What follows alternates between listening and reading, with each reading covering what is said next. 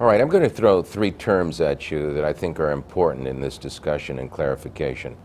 I want you to react to each as briefly as you can. Mujahideen.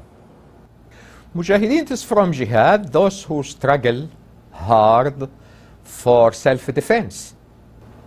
Muslim fundamentalists. Fundamentalists is, and fundamentalism is a Western term, and it is given by the West following the experience of Christian fundamentalists. But it is different in Islam because in Islam, those who want to stick to the roots are not necessarily rigid, are not necessarily non-tolerant, are not necessarily hostile to others, are not necessarily narrow-minded. They may be very intelligent, very broad, and they think that it is their right to stick to the roots.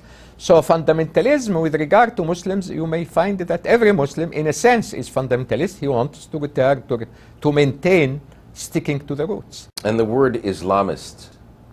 Well, Islamist is coined by the academia and the media, which means an Islamic activist, or the person who strives hard and struggles for the domination of Islamic ideology.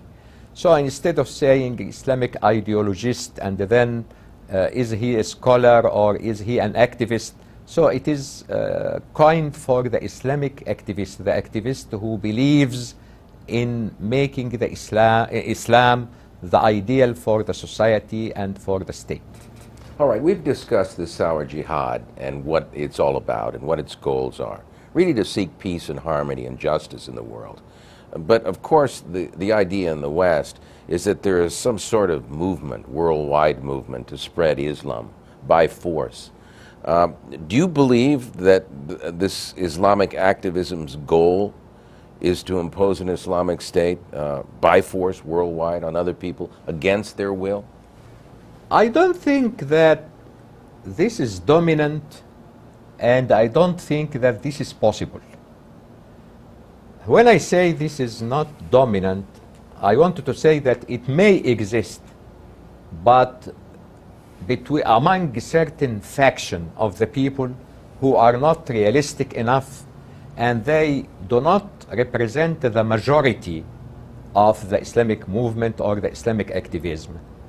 So it doesn't represent really the main trend or the majority of people, but it may exist because in any human society you find extremists.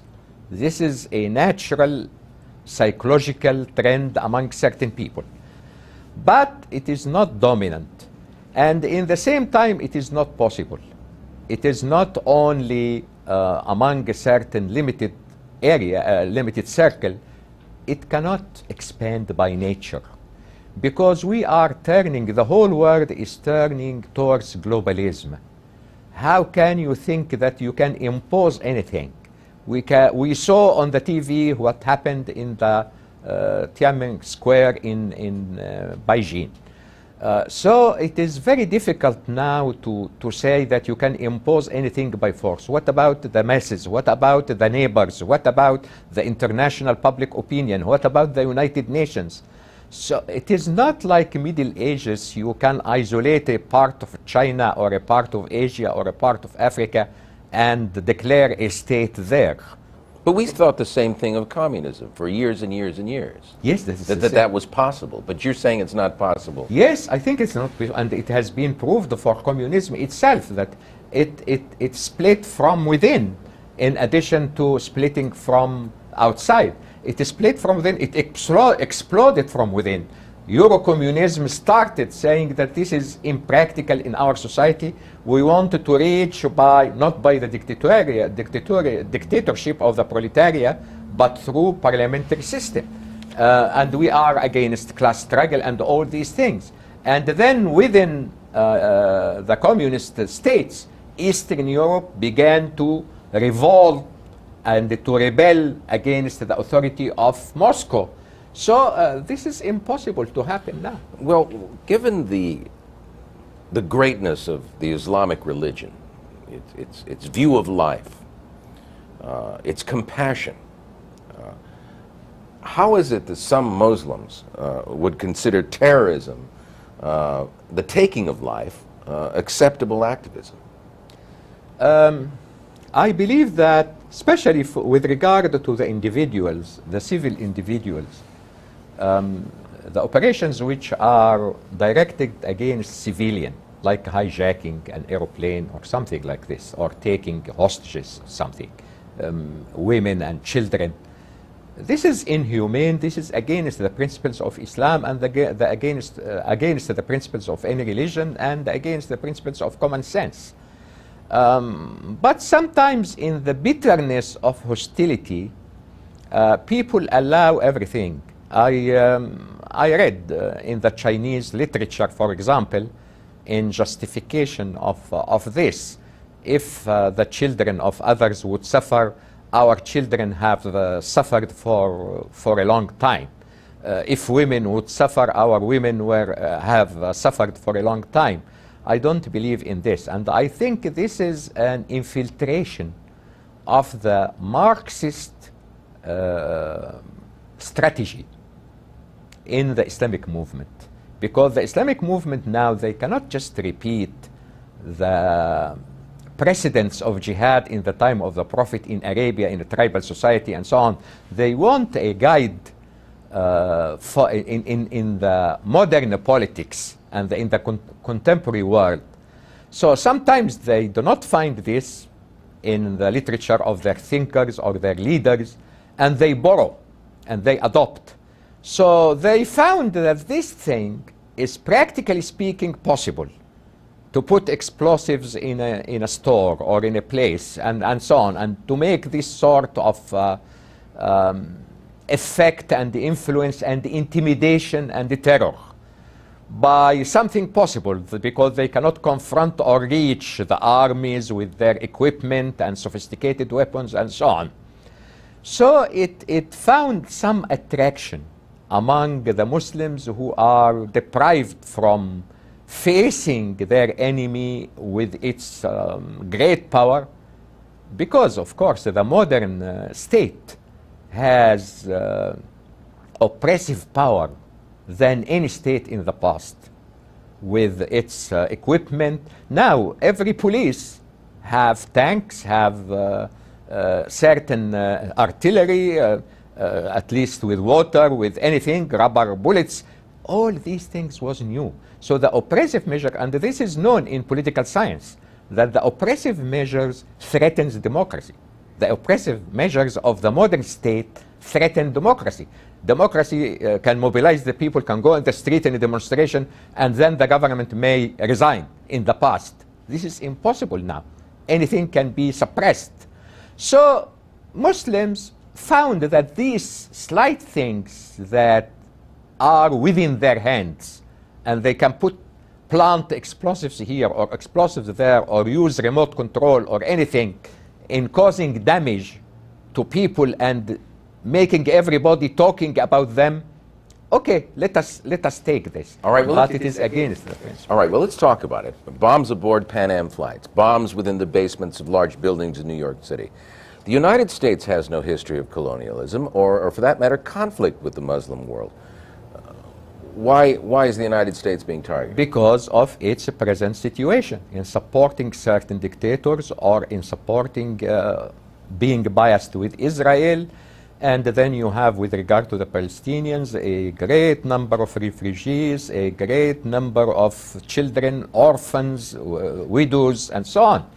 So I don't say that two wrongs make one right. This is wrong, and it will continue to be condemned by me and by any religious person. This is against Islam 100%.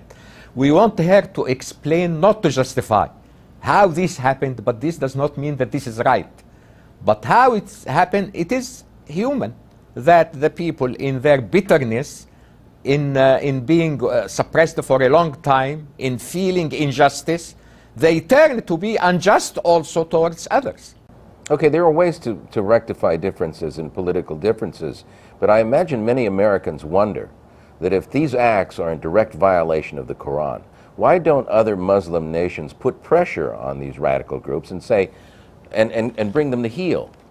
Well, I think Muslim nations are putting pressures, but the problem is that not all the Muslim governments or all the Muslim states are really democratic or popular.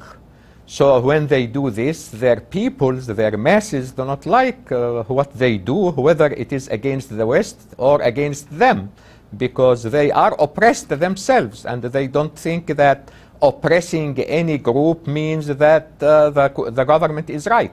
The government is wrong in everything. So they have, they do not trust their governments but the pressure is there even for the benefit of the governments themselves. The governments are afraid of such expansion of the terrorist attitude.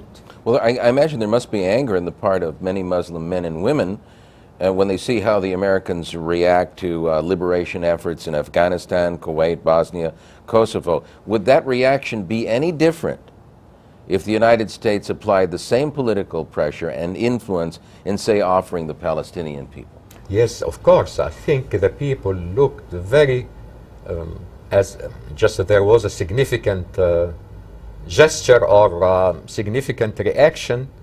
It happened that when a Kuwaiti family had a child, they called him Clinton, just because they were happy that at last the United States or the West did something which was very close to justice and to release the people and to relieve them from the Iraqi domination and occupation. These gestures were highly appreciated, unless, except among certain limited circle of people who have a conspiratorial mentality. And we know what they said. They said we went in there to protect oil. In any case, they will say, no, we do not trust, we do not trust. Right. Well, let these people aside. But among the healthy thinking people, I think it was appreciated that the American stand for Bosnia, even when it was not supported by Europe, and Europe for a long time, it was the policy of Bush administration that this is a European issue. And if the Europeans do not want to be involved, we do not want to be involved, we do not want to balkanize ourselves again and be involved in the Balkan troubles.